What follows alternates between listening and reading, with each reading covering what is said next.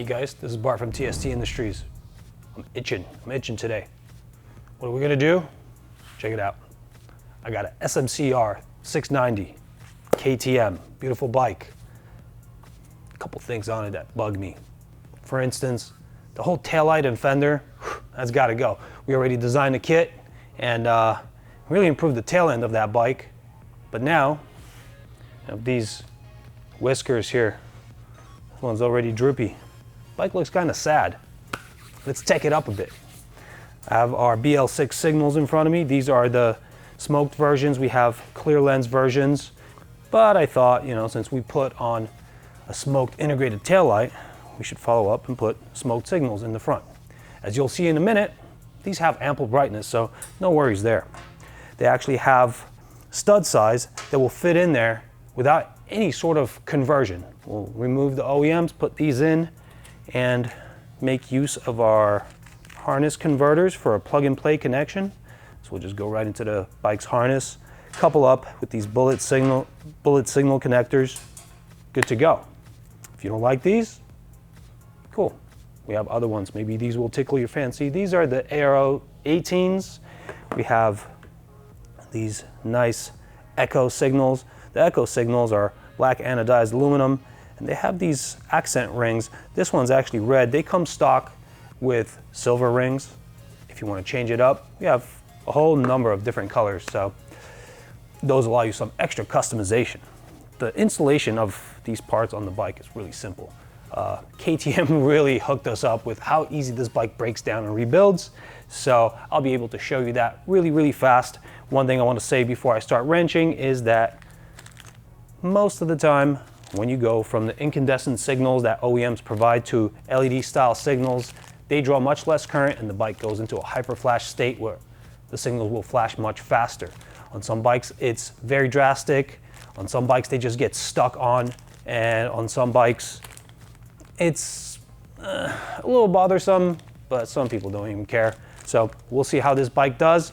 If we need to, we'll replace it with our Gen 2 relay. This one's actually adjustable, so if you're just looking to customize your flash rate beyond how it's flashing from the factory, plug and play, good to go.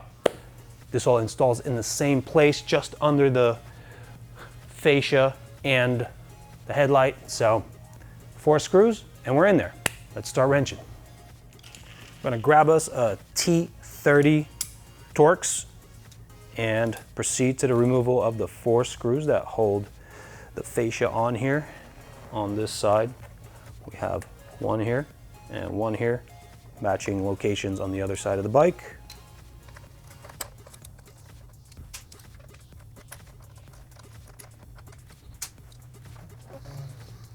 They're actually slightly easier on this side. One, because I'm right-handed, and two, we don't have any cables in the way. All right, now these cables route through here, so we'll need to clear the top and then dislodge the lower little pegs that fit in the fender. It just rotates, it comes out. There's a 4-position plug here that connects your running light, your headlight, parking light. Press down on the lock, remove it, good to go. Now I'm gonna grab a 14mm open-ended wrench and loosen the nuts that hold my signals on. Once you crack them loose, they can be taken off using just your hand. All right, leave that there. Now we'll have to find the connectors. All right, these look like the connectors to the signals. They are routed through a bunch of wire ties. So let's unroute them, make sure we have a clear shot. All right, so this is the right hand signal. I'm gonna unplug it, free my plug from the connection, and I have this wire tie here that is sort of in my way. So I'm gonna loosen up some plugs that route through it, and then I will get my connector from the signal out of that bundle, and then replace this connector back in that wire tie so that it's all nice and tight in there. That's good to go. I can now remove the actual nut that holds the signal on, ditch the signal.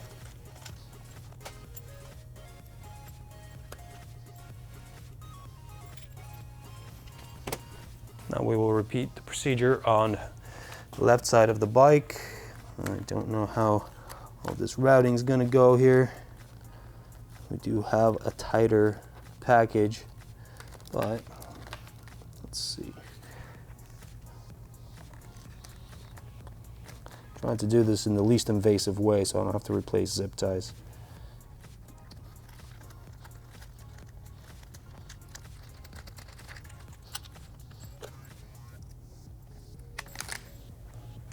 So on the way back in, I'm going to start on the right side of the bike, get all of my hardware off the new signals.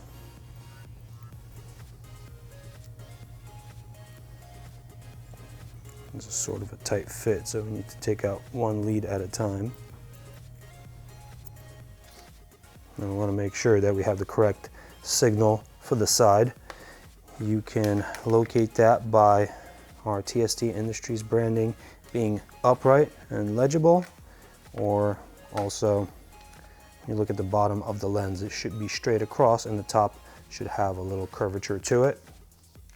Not a big deal if you put them in backwards, they just look a little weird and you may have to hang upside down from a tree to read it.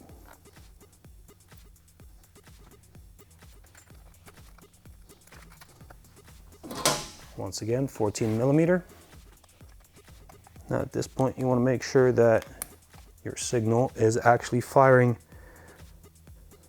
parallel to the ground. So if you imagine a line or a plane through the centers of these Fresnel lenses inside, if there's a plane, you want to make that parallel to the ground and then lock it down in that position. What we're doing here is preloading a rubber stud against this thread, so we don't want to go in too far. It may damage that physical connection there, but if we preload it a little bit, it'll prevent it from loosening itself in vibration, and we'll have a nice long-lasting assembly here. Anyway, that looks pretty good to me. Here we have yellow and black, positive, negative, matching wires on our harness converters. Just make the connection. Should feel a little snap. All right, now we have these insulating sheaths, but this is a very important note I have to make here. During riding vibration, they may slip off. And then you have two exposed connections that can touch each other, short circuit, blow your fuse. So what we'll need to do is get them locked down. I use a little bit of electrical tape, making sure that there's nothing exposed. I'll wind that around a little bit around the positive wire, making sure that it's fully isolated.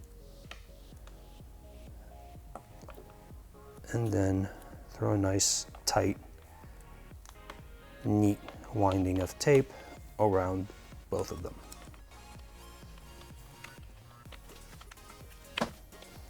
Once we have a nice, tightly wound package here, I'm going to plug it in, and we are going to test the function.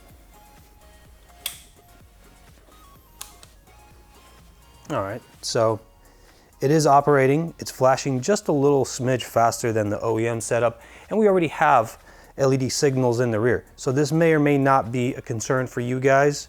If you do want to change your relay to an adjustable one, like our Gen 2 relay, this is your relay box. Let me quickly show you how that plugs in. Slip your relay off its keeper. It does have a tab and window system that holds it in place.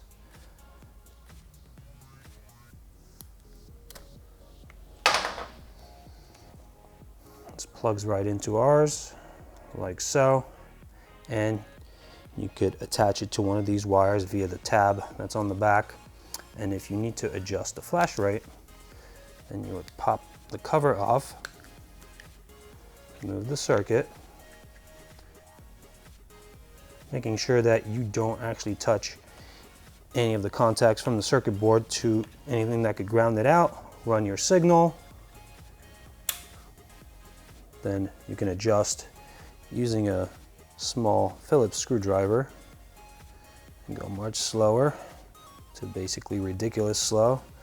And you could throw a rave, everything in between. So if you feel that this alert is safer, it's up to you. They come preset to 85 cycles per minute, which is typical OEM rate. I'll just leave it where I had it, and that was pretty good.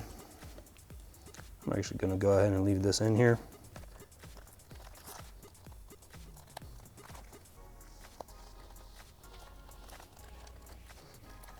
Tuck my wires away. Now we have a little bit extra added length of the signal wire. What do we do with that? Well, there are plenty of other wires going through here, and we could get our wire bulk around those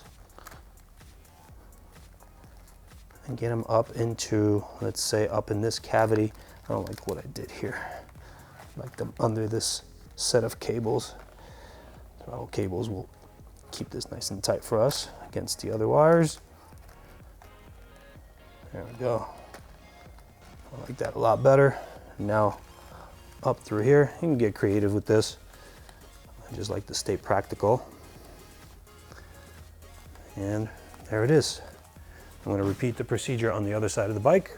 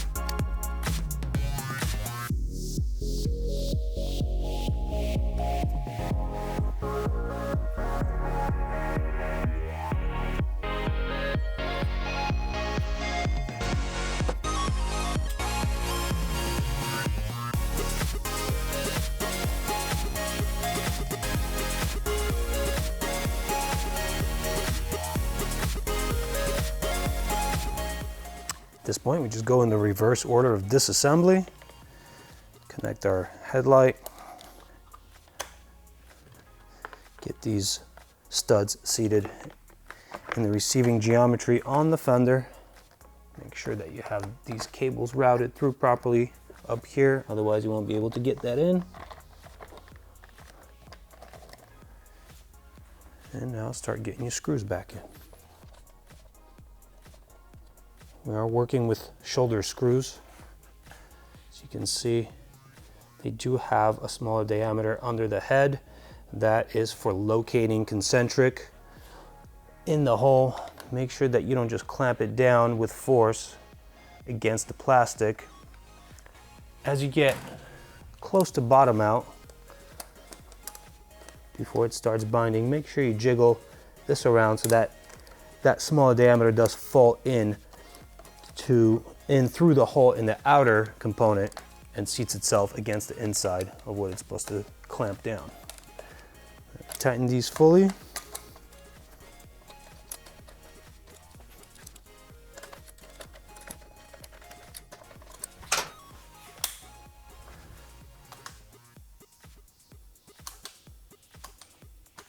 All right, good to go. That was pretty easy. Takes less than 10 minutes, especially if I don't have to talk. Produces really nice effects. These signals are not really expensive, and they are really, really nice and bright. As you can see, they have a nice light spread, and they enhance the look of the bike. They look much more techy than the OEMs, And like I said in the intro, we do have different models of signals that fit this bike and other bikes. So the choice is really up to you. I hope you check out tstindustries.com where you can pick these up and also see our awesome integrated taillight and fender eliminator combo. See you there.